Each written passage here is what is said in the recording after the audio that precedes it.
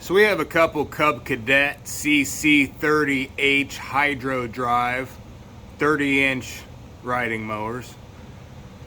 These two are the same model on the outside, but there's a couple differences with the engine and the batteries on these. So this one we've got up top here has the Briggs and Stratton engine.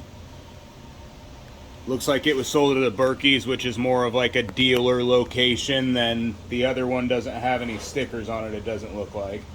But this one here, you're talking a model number 13A C21 JD010. So it retails for a little over $2,000 total on this unit, and the other one retails for about $16.99. So I'm going to go through a couple of the differences, kind of what you need to tune them all up and what to look out for on these just real quick.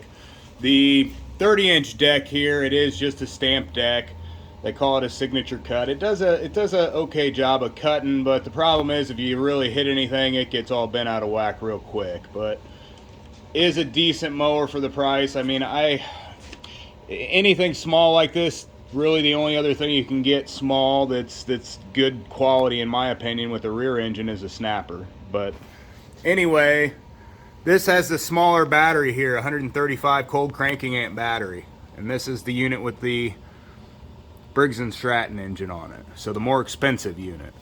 Smaller battery, a little easier to get to everything up under here, but again, exactly the same design, except for the other one has the U13 battery on it, which is a bigger battery.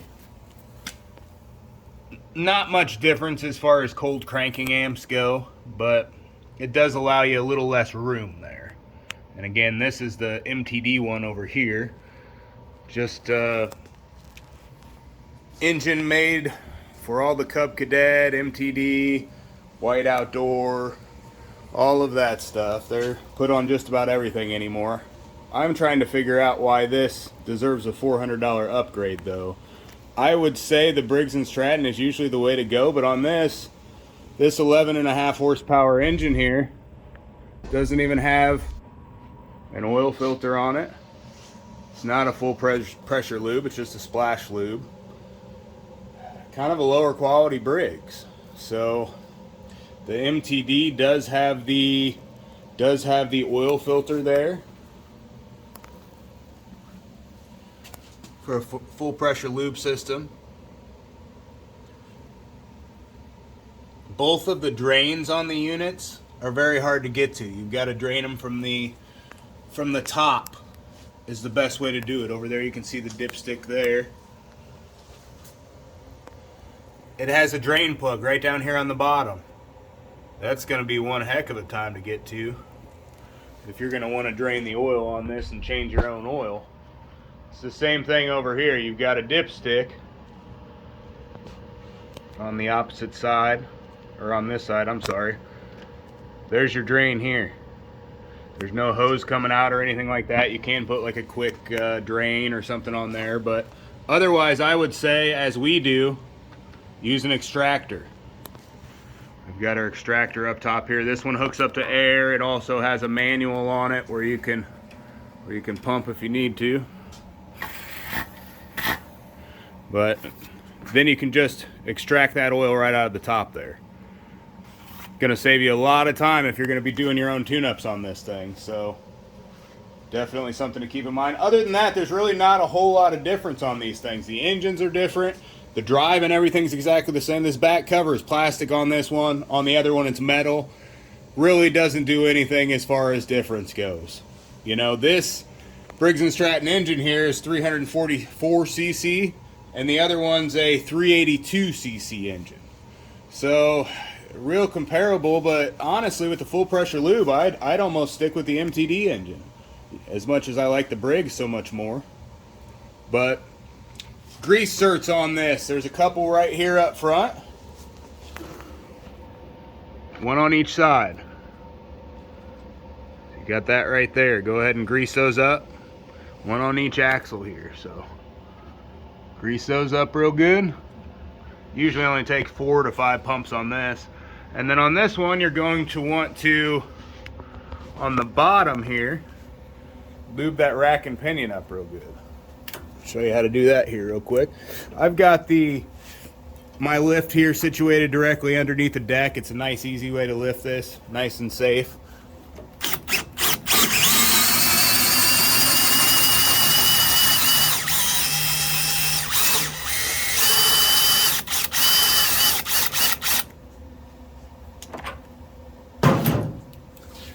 So from there, the rack and pinion up top here, you're going to want to grease and lube that real good. So all along here and here, lube that all up. We use Kimball Midwest Interlube penetrating grease. It's nice, it goes on thin. Just spray all up through there. A little more lube is never going to hurt anything. Wipe it all down afterwards. If there's a bunch of grass or anything up in here, you're going to want to spray that out real well first. You don't want that all in your grease or anything like that. As far as any other greasing goes, all you have is on the axle sides here. So there is a on the top here.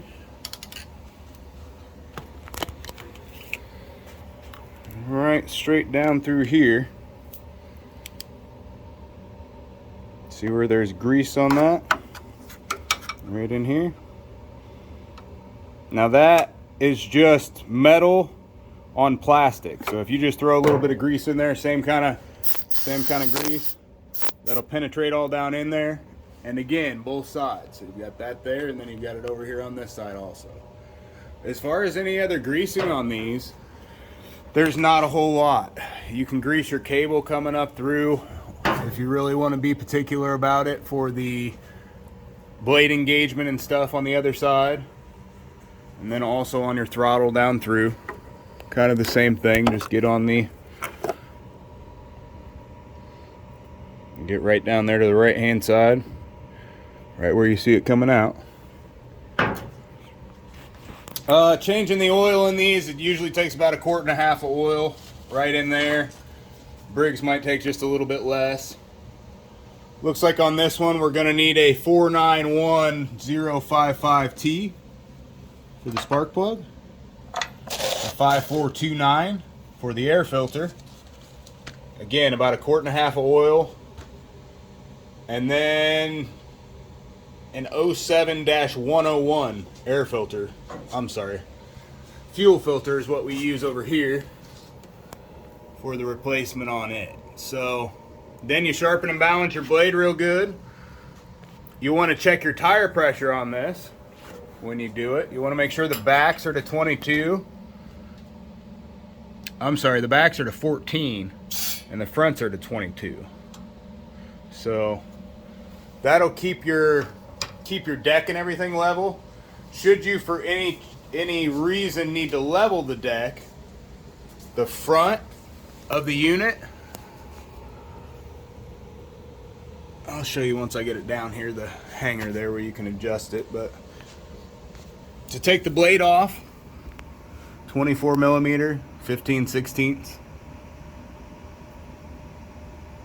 Usually an impact works well.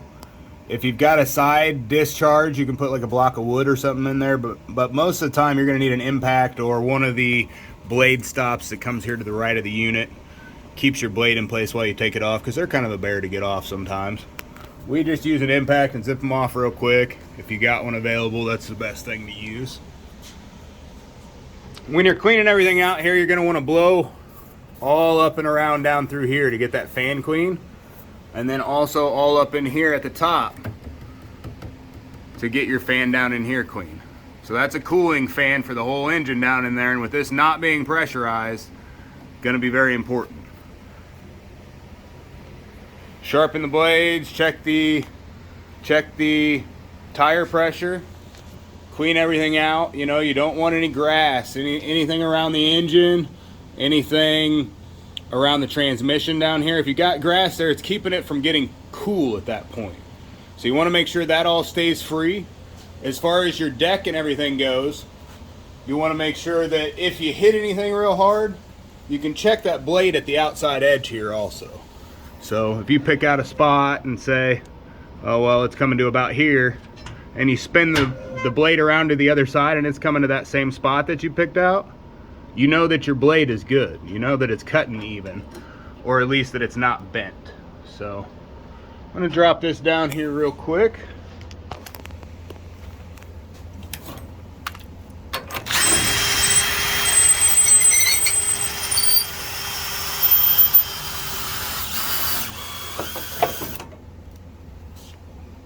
All right. So we're down here on the other side chute side. The adjustment here for the front to back is right here. It's a 3/4, and that's going to control your front to back movement. So this way, top to bottom. So if you loosen it, the front is going to drop. If you tighten it, the front's going to come up. So that's the only adjustment for the deck on these. I did want to point out while we're over here that you want to check out the belts under here anytime you're tuning it up. So you can see the deck belt at this point, right here. It looks like it's got some wear to it. If you got any cracking or anything like that coming up and down through it, you want to go ahead and replace it. It's got a little wear, but it's not bad. I'm not going to recommend it in this case. And then up at the top of the back there, you can see your drive belt up top, same thing. You want to inspect that real well. You can inspect it down here, and then you can also inspect it at the top through that grate. Just make sure they're in good shape. Make sure that there's no cracks or anything like that. Spin your idler pulleys if you can get to them. So there's one right over here. If you can reach it, go ahead and spin it and see how it sounds. You shouldn't really hear any bearing noise or anything from it. It shouldn't spin excessively or stay spinning for very long. That one feels pretty good. And again, you can also inspect those straight down through here. You can see your belt there. Straight down through. So inspect it both ways, and if you need to replace it, go ahead and replace it while you're tuning it up, you know, before the year really gets going, because otherwise it's just going to break in the middle of the season. You're going to be down and out. But this is one of the most pain things we see a lot with these units, is that the side chute here. So this is a mulch plug, but see how it's all loose on there? This safety switch here has to be pushed in order for this unit to start. So a lot of times just this little bit of being out there will cause your unit not to start. So you've got to push that thing really down in and tighten it up. You want those nice and tight on there, and you want that all the way pushed in there before you tighten it down. Otherwise, you'll have a no start issue, and it'll be just from something that simple. We probably get about, I don't know, 10 of those phone calls every year. So overall, not a bad little unit. Again, I would maybe save the $400 and just go with the MTD engine. You know, this unit being that much more, the drivetrain and everything's the same. All the other features are the same. The only thing this dealer one has that this one doesn't is it comes stock with the mulch plug also. But overall, I would say not much difference. Not much difference at all. Not a $400 spread for sure, but hopefully that teaches you how to take care of your Cub Cadet. Thanks for watching. Like and subscribe.